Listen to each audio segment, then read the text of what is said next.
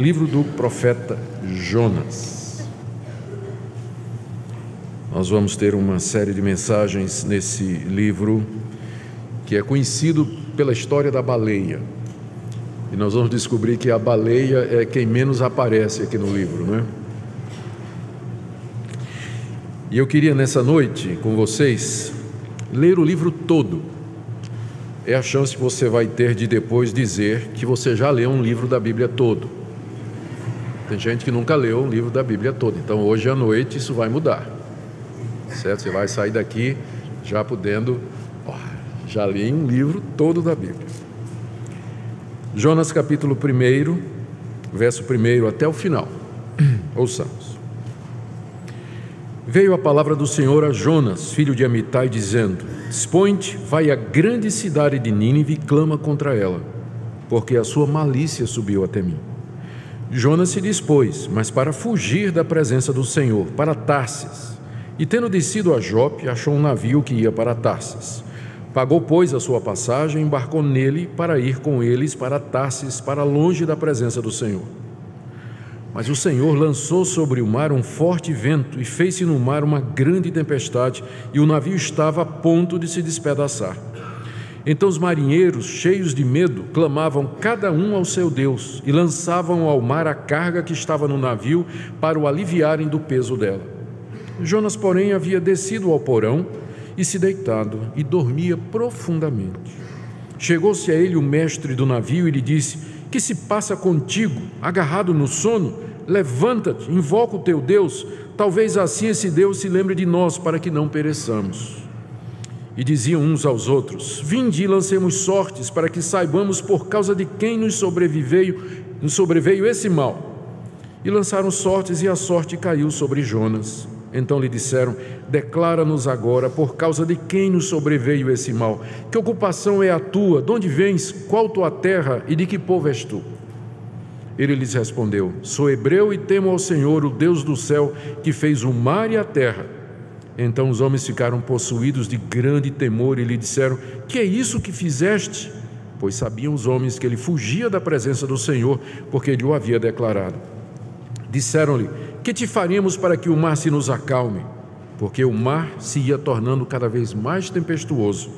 Respondeu-lhes: Tomai-me e lançai-me ao mar, e o mar se aquietará, porque eu sei que por minha causa vos sobreveio essa grande tempestade. Entretanto os homens remavam, esforçando-se por alcançar a terra, mas não podiam, porquanto o mar se ia tornando cada vez mais tempestuoso contra eles. Então clamaram ao Senhor e disseram: Senhor, rogamos-te que não pereçamos por causa da vida desse homem, e não faças cair sobre nós este sangue, quanto a nós inocente, porque tu, Senhor, fizeste como te aprouve. E levantaram a Jonas e o lançaram ao mar, e cessou o mar da sua fúria. Temeram, pois, esses homens em extremo ao Senhor, e ofereceram sacrifícios ao Senhor e fizeram votos. Deparou o Senhor um grande peixe para que tragasse a Jonas, e esteve Jonas 3 dias e 3 noites no ventre do peixe. Então Jonas, do ventre do peixe, orou ao Senhor seu Deus e disse: Na minha angústia clamei ao Senhor, e ele me respondeu. Do ventre do abismo gritei, e tu me ouviste a voz, pois me lançaste no profundo, no coração dos mares, e a corrente de águas me cercou. Todas as tuas ondas e as tuas vagas passaram por cima de mim. Então eu disse: Lançado estou de diante dos teus olhos. Tornarei porventura a ver o teu santo templo? As águas me cercaram até a alma, o abismo me rodeou e as algas se enrolaram na minha cabeça. Desci até os fundamentos dos montes, desci até a terra, cujos ferrolhos se correram sobre mim para sempre. Contudo fizeste subir da sepultura a minha vida, ó Senhor meu Deus. Quando dentro de mim desfalecia a minha alma, eu me lembrei do Senhor, e subiu a ti a minha oração no teu santo templo. Os que se entregam à idolatria vã abandonam aquele que lhes é misericordioso. Mas com a voz do agradecimento eu te oferecerei sacrifício, o que votei pagarei. Ao Senhor pertence a salvação. Falou, pois, o Senhor ao peixe, e este vomitou a Jonas na praia, na terra. E veio a palavra do Senhor segunda vez a Jonas, dizendo: Dispõe-te, vai à grande cidade de Nínive e proclama contra ela a mensagem que eu te digo. Levantou-se, pois, Jonas e foi a Nínive, segundo a palavra do Senhor. Ora, Nínive era cidade muito importante diante de Deus e de 3 dias para percorrê-la. Começou Jonas a percorrer a cidade caminho de um dia e pregava e dizia: ainda 40 dias e Nínive será subvertida. Os ninivitas creram em Deus e proclamaram jejum e vestiram-se de panos de saco, desde o maior até o menor. E chegou essa notícia ao rei de Nínive. Ele se levantou do seu trono, tirou de si as vestes reais, cobriu-se de pano de saco e assentou-se sobre a cinza. E fez proclamar e divulgar em Nínive, por mandado do rei, seus grandes, nem homens, nem animais, nem bois, nem ovelhas, provem coisa alguma, nem os levem ao pasto, nem bebam água, mas sejam cobertos de pano de saco, tanto os homens como os animais, e clamarão fortemente a Deus, e se converterão cada um do seu mau caminho e da violência que há nas suas mãos. Quem sabe se voltará a Deus e se arrependerá e se apartará do furor da sua ira, de sorte que não pereçamos? E viu Deus o que fizeram, como se converteram do seu mau caminho, e Deus se arrependeu do mal que tinha dito lhes faria e não fez. Com isso, desgostou-se Jonas extremamente e ficou irado. E orou ao Senhor e disse: Senhor, não foi isso que eu disse, estando ainda na minha terra? Por isso me adiantei, fugindo para Tarsis, pois eu sabia que és Deus clemente e misericordioso, e tardio em irar-se, grande benignidade, e que te arrependes do mal. Peço-te, pois, ó Senhor, tira minha vida, porque melhor me é morrer do que viver. E disse o Senhor: é razoável essa tua ira? Então Jonas saiu da cidade e assentou-se ao oriente da mesma, e ali fez uma enramada e repousou debaixo dela à sombra, até ver o que aconteceria à cidade. Então fez o Senhor Deus nascer uma planta, que subiu por cima de Jonas, para que fizesse sombra sobre a sua cabeça, a fim de o livrar do seu desconforto. Jonas, pois, se alegrou em extremo por causa da planta. Mas Deus, no dia seguinte, ao subir da alva, enviou um verme, o qual feriu a planta e esta se secou. Em nascendo o sol, Deus mandou um vento calmoso oriental. O sol bateu na cabeça de Jonas, de maneira que desfalecia, pelo que pediu para si a morte, dizendo: melhor me é morrer do que viver. Então perguntou Deus a Jonas: é razoável essa tua ira por causa da planta? Ele respondeu: é razoável a minha ira até a morte. Tornou o Senhor: tens compaixão da planta, que te não custou trabalho, a qual não fizeste crescer, que numa noite nasceu e numa noite pereceu? E não hei de eu ter compaixão da grande cidade de Nínive, em que há mais de 120.000 pessoas que não sabem discernir entre a mão direita e a mão esquerda, e também muitos animais? Oremos. Senhor, muito obrigado pela Tua palavra, muito obrigado pela Tua paciência com Jonas, muito obrigado pela Tua paciência conosco. Nós pedimos, Senhor, que a exposição desse livro nos revele mais a respeito da Tua soberania, do Teu poder, da Tua majestade, da Tua compaixão para com pessoas, para com pecadores como nós. Pedimos, nosso Pai, que a exposição desse livro seja usada por Ti para reconciliar pecadores a Ti, para levar pessoas ao arrependimento e para que todos nós reconheçamos que não há outro Deus a não ser o Senhor. Fala aos nossos corações, pedimos em nome de Jesus. Amém. 2 razões para falarmos sobre o livro de Jonas eu queria trazer para vocês nessa noite. A primeira é que ele revela muita coisa a respeito de Deus. Na verdade, a estrela do livro não é o profeta Jonas, mas é Deus. Deus é quem transparece praticamente em cada versículo desse livro, agindo, interagindo, sendo paciente, perguntando, respondendo, observando. Eu sei que nós estamos acostumados desde o departamento infantil a estudarmos o livro de Jonas, e o foco é o profeta fujão, profeta desobediente que foi embora para longe do que Deus tinha mandado, e Deus mandou, e Deus foi atrás dele e o colocou na barriga de um peixe. E Jonas é a grande estrela do livro, pelo menos é assim que a gente geralmente ouve, é assim que a gente aprendeu, talvez. Mas a verdade é que esse livro é sobre Deus e sobre o seu domínio sobre todas as coisas e sua misericórdia para com as pessoas. E eu creio que essa é uma mensagem que nós precisamos escutar no dia de hoje, a respeito deste amor e dessa compaixão que Deus tem, inclusive com aquelas pessoas que nós não gostamos e que a gente fica com raiva quando se converte.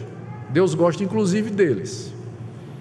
Então, eu creio que essa mensagem é importante para que nós, em dias difíceis que nós estamos vivendo, nós nos lembremos quem é Deus, o Deus a quem nós servimos. A segunda razão é que esse livro, ele é citado 2 vezes por Jesus. Isso não seria uma coisa que o coloca em vantagem, porque Jesus cita muitos outros livros do Antigo Testamento, mas é que, em particular, Jesus se refere a essa história de Jonas e ao evento dele ter passado 3 dias e 3 noites no ventre do peixe, como sendo um tipo ou uma figura da sua morte e do seu sepultamento. Lá em Mateus 12, de 38 a 42, Jesus faz 3 citações do livro de Jonas. Primeiro ele diz: da mesma maneira que Jonas permaneceu 3 dias e 3 noites no ventre do peixe, assim também eu ficarei 3 dias e 3 noites no ventre da terra. Então, a história pessoal de Jonas, particularmente aquele evento, é um tipo dos sofrimentos de Cristo.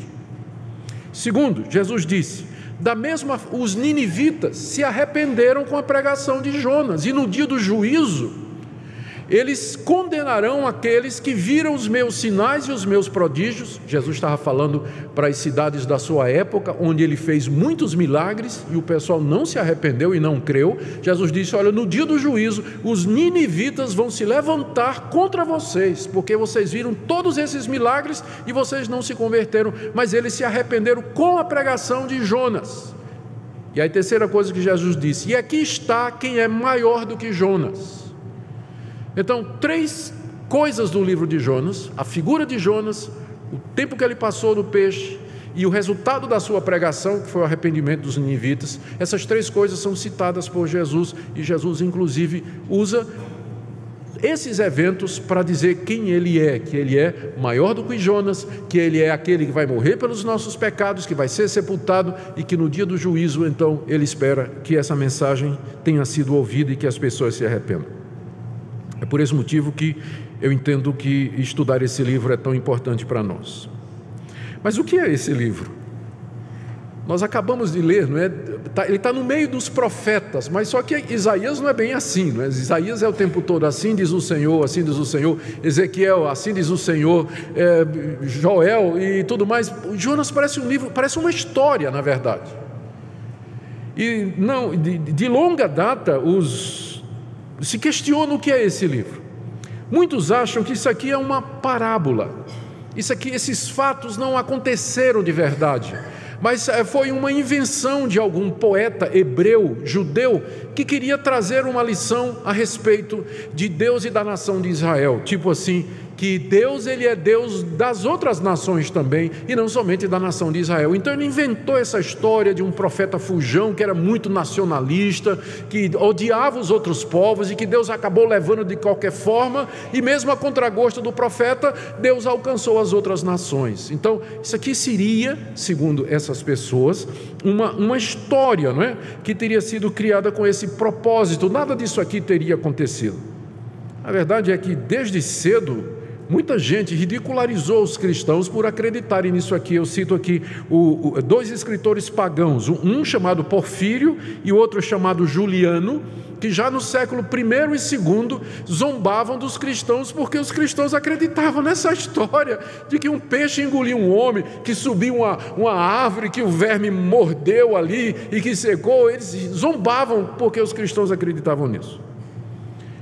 E outros dizem até que essa história, ela foi inventada a partir de histórias de outros povos, outras lendas. Há, por exemplo, nos escritos de Homero, que é aquele famoso poeta grego que viveu muitos anos antes de Cristo, o autor da Ilíada e da Odisseia.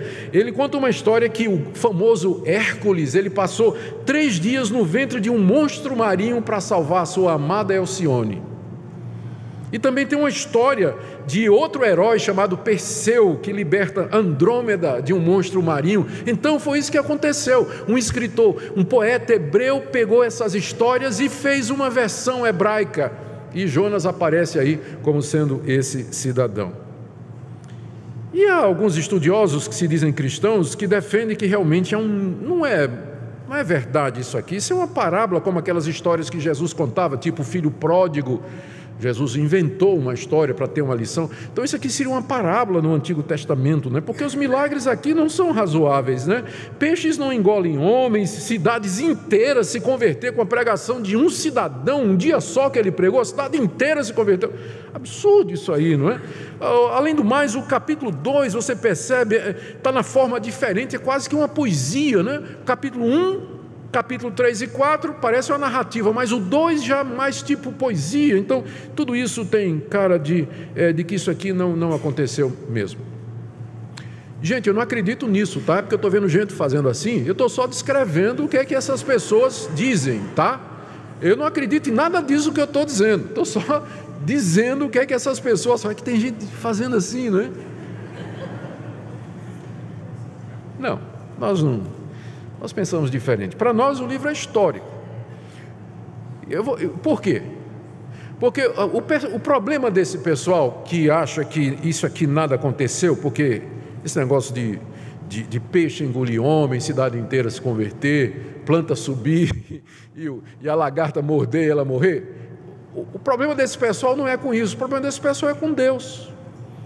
Porque se Deus existe, tudo isso aqui é possível. Não é verdade? Se o Deus que a Bíblia diz lá no começo, no princípio criou Deus os céus e a terra, e disse Deus, haja luz, e houve luz, e disse Deus, haja separação, e houve, e disse Deus, a vida surja, e a vida surgiu. Ora, se existe um Deus como esse, qual é o problema dele fazer uma piaba engolir um homem? Então o problema desse pessoal não é com o milagre, mas com o conceito que eles têm de Deus. Porque se você crê na existência do Deus da Bíblia, nada disso é impossível. Nada disso é impossível. Ele é o Deus Todo-Poderoso que do nada fez surgir tudo que existe. O que é impossível para Ele? Ele faz o que Ele apraz e o que Ele quer. Ele é onipotente, significa que Ele tem todo o poder para fazer o que Ele quiser. Então, o problema desse pessoal é com Deus, não é com o livro.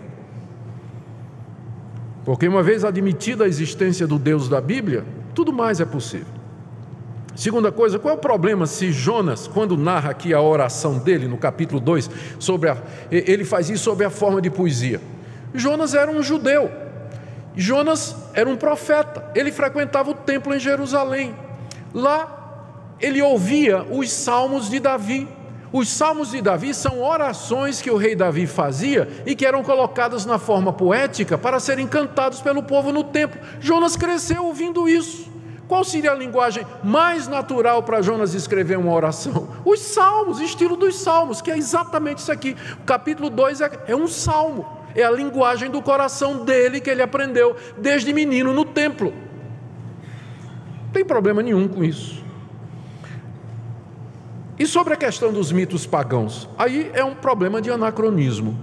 Nós temos que verificar algumas coisas. Primeiro, ninguém tem certeza nem de que Homero existiu.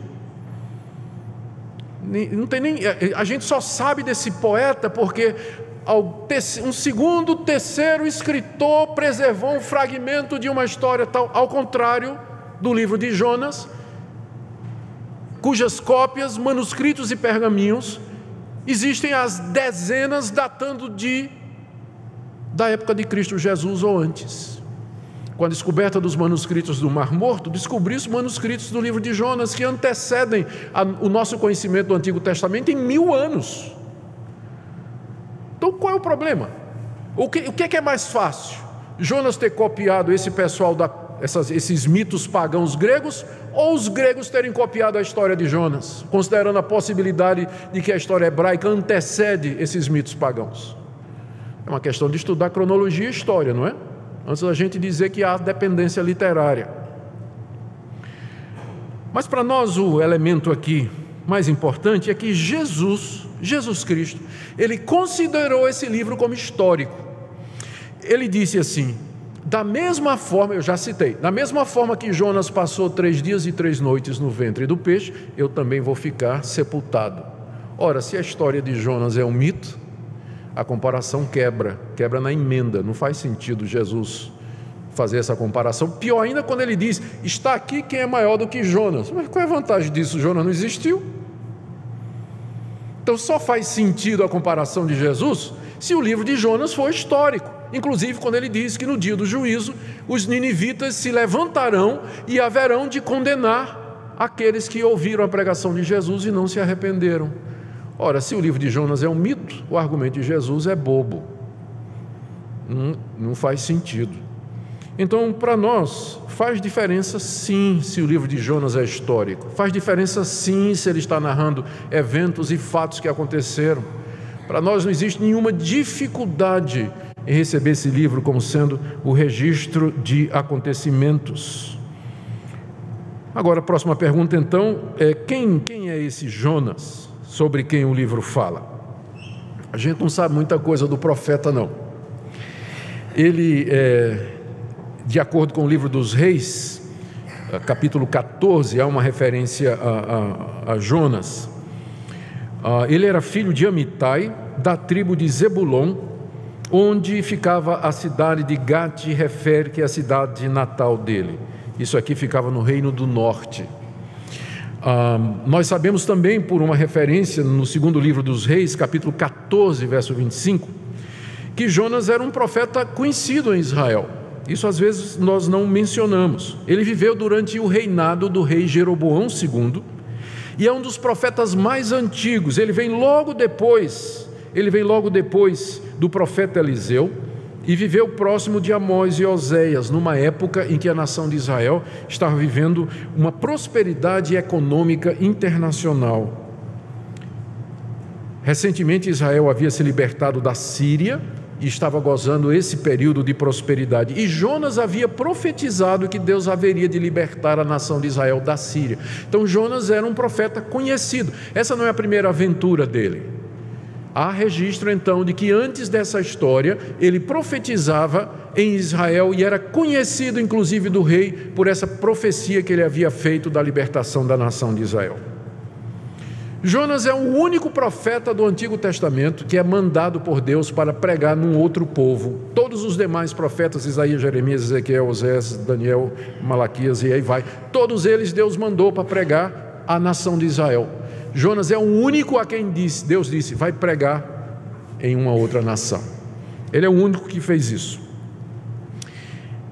E é curioso que não aparece o nome de Israel nenhuma vez aqui no livro, né? A única referência mais próxima é quando ele diz assim, eu sou hebreu, que significa eu sou judeu, eu sou de Israel, mas não há menção nenhuma à nação de Israel aqui. Jonas era um homem temente a Deus, vocês perceberam pela leitura, não é? Ele era um homem temente a Deus. Ele reconheceu o pecado dele aos marinheiros. Quando os marinheiros descobriram que a culpa da tempestade era dele, ele admitiu a culpa dele. Ele declarou diante dos marinheiros que ele acreditava no Deus que criou o mar e a terra. Ele orou a Deus no ventre do peixe. E quando Deus lhe dá uma segunda chance, ele obedece e vai pregar. Jonas era crente, ele era temente a Deus, ele tinha fé. Mas Jonas tinha uma luta interna, primeiro com a sua raiva que ele tinha dos ninivitas. Jonas tinha raiva dos ninivitas. E a gente pode entender por quê. Nínive era a capital da Síria. A Síria era o reino internacional que estava se levantando no horizonte. E a Síria era conhecida pela violência militar. Quando eu era pequeno, meu pai, jovem, menino, meu pai tinha comprado uma coleção chamada Tesouro da Juventude. Eu não vou nem perguntar quem é que já conhecia aqui, porque talvez não tenha, né? Eu vou passar vergonha aqui. Quem é que conhece? Ninguém levanta a mão, então não vou perguntar. Então, Tesouro da Juventude era uma coleção que tinha história, arte, geografia, matemática, poesia. Era uma enciclopédia para juvenis. E eu gostava demais. E tem uma imagem lá no livro de história que ficou na minha cabeça gravado. É de um guerreiro assírio no campo de batalha com o pé no pescoço do inimigo derrotado e ele avançando para arrancar a língua do soldado vencido com a mão. Mas era a violência do exército assírio. Eles eram maus, eles eram cruéis, eles não tinham piedade, eles não tomavam reféns, eles exterminavam a todos com requintes de crueldade. E a Síria já tinha feito incursões em Israel, no reino do norte, de onde era Jonas. Então, provavelmente Jonas, como quase todos os judeus, odiavam os assírios, especialmente os ninivitas, que eram os moradores da capital. E de repente Deus diz para Jonas: vai lá pregar na Síria, lá em Nínive. Aí Jonas diz: Deus, pede qualquer coisa, menos isso. O senhor pode pedir o que o senhor quiser, mas eu ir pregar na Síria aos ninivitas, Senhor. Então Jonas lutava, você vê que é uma luta aqui no livro, entre um homem que teme a Deus, que sabe que Deus é real, e o ódio que ele sentia pelos seus inimigos. Ele lutava com aquele senso de justiça, do tipo assim: Deus, não é justo que o Senhor perdoe os ninivitas. Não é justo. O Senhor pode perdoar qualquer outra pessoa, qualquer outro povo, mas não os assírios. O Senhor não pode perdoar. Esse povo é mau, esse povo é ruim, esse povo matou muita gente, e se eu for pregar lá, eu já sei o que vai acontecer. O Senhor é tão bom, que o Senhor vai perdoar esse pessoal. E logo eu, para fazer isso, para pregar lá. Jonas lutava com aquele senso de justiça, do tipo assim: tem que pagar pelos pecados, que não é só de Jonas, não é verdade? Que às vezes está no seu coração, não é verdade? Você fica até com raiva quando determinadas pessoas se convertem, não é verdade? Assim, o cara fez, aprontou, fez de tudo, traiu a mulher, abandonou o filho, traficando de droga, e agora aparece crente, aparece convertido. Não já passou esse sentimento no seu coração? Né? Que não é justo. Não é justo a pessoa fazer tanta coisa errada e depois se converter, e depois ser perdoado. Deus perdoar esse pessoal não é justo. Jonas lutava com isso, e ele lutava contra o seu desejo de vingança. Ele queria, na verdade, que Deus tacasse fogo em Nínive, como fez em Sodoma e Gomorra. Diz o texto aqui, lembra? Que ele saiu da cidade, fez lá um camarote e ficou esperando o fogo cair do céu em cima de Nínive. Aquele desejo de vingança contra os inimigos, que não é só de Jonas, não é verdade? Que às vezes se instala no seu coração, contra aquelas pessoas que você acha que fizeram alguma coisa errada, que não merece um perdão, que não merece um recomeço, alguém que lhe ofendeu, alguém que lhe magoou, e você diz: não é justo que Deus perdoe, não é justo que essa pessoa se saia bem, não é justo que essa pessoa seja abençoada. Enquanto eu estou aqui, aquela pessoa que fez todo esse mal para mim está lá. De repente, Deus abençoou, Deus perdoou, se reconciliou com Deus. Jonas lutava com a sua falta de perdão. Ele não queria perdoar os ninivitas. Ele achava que não era justo. Era crente, mas ele brigava. O livro todo é uma briga de Jonas com esse sentimento. Então por que ele escreveu esse livro? É que eu desconfio que depois da última lição ele se arrependeu, embora ele não relate aqui. O livro termina em aberto, você notou, não é? E os estudiosos perguntam: por que o livro termina em aberto? Porque Jonas, terminando dessa forma, o livro apresenta Jonas como um vilão. Ele é o vilão da história. Mas eu li comentários que dizem que provavelmente Jonas, depois de que tudo isso aconteceu, ele volta para a sua terra. Lembrando que Nínive fica a 800 quilômetros da terra de Jonas, e naquele tempo se andava de jegue ou de camelo ou a pé, né? Então 800 quilômetros. Depois ele volta para a sua terra e ele escreve a história do que aconteceu com ele, e ele deixa de propósito aberto, porque quando o leitor chega no final, aquela pergunta que é feita para Jonas, na verdade é a pergunta que é feita para o leitor: será que eu não posso ter compaixão dos teus inimigos? Será que eu não posso ter compaixão das pessoas que você não gosta, que você acha que não merece? Então o livro, na verdade, é um apelo, é um desafio ao leitor para que seja, como Jesus disse, compassivo como é o nosso Pai que está nos céus, para que nós estendamos às outras pessoas a mesma misericórdia que Deus nos estendeu. Jonas foi salvo de morrer afogado, porque Deus mandou um peixe para salvá-lo, mas ele não queria conceder salvação aos ninivitas. O livro termina em aberto, porque nos pergunta: você vai ser como Deus ou você vai ser como Jonas? Os temas do livro, essa é a razão que nós entendemos pela qual Jonas escreveu a sua história. E ao fazer isso, ele registra aqui alguns temas centrais. O tema que transparece aqui, 2 temas transparecem aqui no livro. Primeiro é a soberania de Deus sobre toda a criação. Tudo nesse livro obedece a Deus. Jonas diz assim no verso 9 do capítulo 1: eu sirvo ao Deus que fez o mar e a terra. O vento obedece a Deus, capítulo 1, verso 4. O mar obedece a Deus, capítulo 1, verso 15. O peixe obedece a Deus, capítulo 1, verso 17, 2, 10. A planta obedece a Deus, capítulo 4, de 6 a 8. O verme obedece a Deus, capítulo 4 em diante. Só o crente não obedece a Deus nesse livro. Só o crente não obedece, mas tudo mais obedece a Deus nesse livro. Em si só isso é uma lição para nós, não é? Eita, povinho teimoso somos nós. O livro, ele é quase que irônico, não é? Tudo aqui obedece a Deus. Os marinheiros obedeceram a Deus, os ninivitas se curvaram diante de Deus, mas Jonas não obedeceu a Deus. O livro termina Jonas com raiva. Jonas com raiva.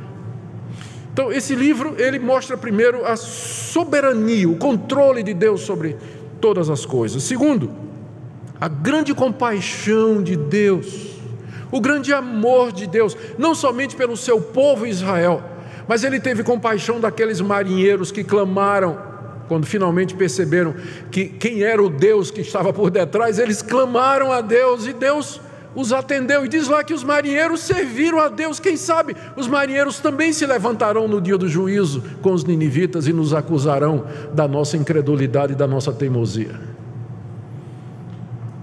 porque eles atenderam a compaixão de Deus. Deus teve compaixão daqueles assírios e teve também compaixão do profeta, porque que paciência de Deus. Esse livro é chamado às vezes do Evangelho da segunda chance.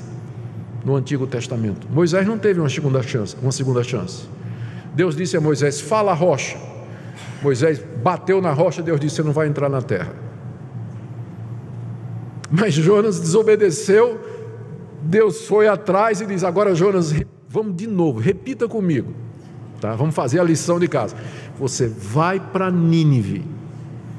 Nem todo mundo recebe uma segunda chance, como Jonas recebeu. O livro mostra a compaixão de Deus o tempo todo e termina dizendo: será que eu não tenho o direito de ter compaixão dessa grande cidade? São estas as lições que o livro nos dá. E ele termina então nos desafiando. Mas o objetivo, o tema maior do livro, sem dúvida, é o seu caráter messiânico, que eu já mencionei. A libertação do ventre do peixe é uma analogia da ressurreição de Cristo. E o arrependimento dos ninivitas é uma prévia da conversão dos gentios e do dia do juízo. E também serve como repreensão ao povo de Deus. Os ninivitas pagãos se arrependeram, mas os judeus permaneceram endurecidos até a vinda do Messias. Eu quero terminar, meus irmãos, fazendo uma aplicação para nós. Esse livro nos desafia e nos pergunta: nós somos como Deus? Temos compaixão das pessoas ao nosso redor? Mostramos misericórdia às pessoas ao nosso redor, mesmo que elas sejam o que são? Somos como Jonas, desobedientes, recalcitrantes? Não estou perguntando se nós somos crentes, porque Jonas era. Mas não poucas vezes aqueles que dizem temer a Deus e conhecer a Deus, eles são rancorosos eles lutam com um senso de justiça que na verdade é um orgulho, uma arrogância. Eles esquecem a misericórdia de Deus na vida deles, têm dificuldade em perdoar os outros, têm dificuldade em orar pela misericórdia de Deus para com os outros. A gente quer que Deus abençoe somente aquelas pessoas de quem a gente gosta. Esse não é Deus. O nosso Deus, a sua compaixão vai além dos limites das suas predileções. Ele é Deus não somente dos judeus, mas de toda a terra. Ele é Deus dos assírios também. Mas é claro, os assírios precisam ouvir e se converter e crer nele para serem salvos. E nós? Que compaixão nós temos pelas pessoas ao nosso redor? Cremos em Deus e no seu poder. Cremos na ressurreição do nosso Senhor Jesus. Podemos dizer a Deus: Senhor, eu não quero ser como esse profeta, porque eu quero te obedecer da primeira vez, e eu quero ser um instrumento da tua misericórdia na vida de outras pessoas, mesmo aquelas pessoas que eu acho que não mereçam. Mas esse julgamento meu, ó Deus, é um julgamento humano e errado, porque tu és Deus, e da mesma forma que tu tivestes compaixão de mim, o Senhor pode ter de quem o Senhor quiser. Usa-me para levar o teu amor e o teu evangelho a todas as pessoas, mesmo aquelas que eu não gosto. Amém? Ó Deus, nós queremos pedir que a mensagem desse livro toque no nosso coração, que nós saiamos daqui nessa noite maravilhados com teu amor e nos sentindo abrigados na tua compaixão. Tenha misericórdia de nós, não nos trate segundo a nossa desobediência. Eu quero orar por aqueles que estão aqui nesta noite e que têm ressentimento no coração, senso de justiça própria, que gostariam de ver o mal dos seus inimigos, das pessoas que ofenderam. Nós queremos pedir a Deus que o Senhor nos dê amor por aqueles que nos ofendem, pelos nossos inimigos, para que nós possamos orar pelos nossos inimigos, abençoar aqueles que nos amaldiçoam, como teu filho haveria de ensinar séculos depois de Jonas. Nos ajuda a ser discípulos do crucificado, que ao ser pendurado na cruz disse: Pai, perdoa-lhes, porque eles não sabem o que fazem. Enche o nosso coração de compaixão num mundo cheio de violência, de ódio, de separação e de preconceito. Dá-nos um coração igual ao teu. É o que nós pedimos em nome de Jesus.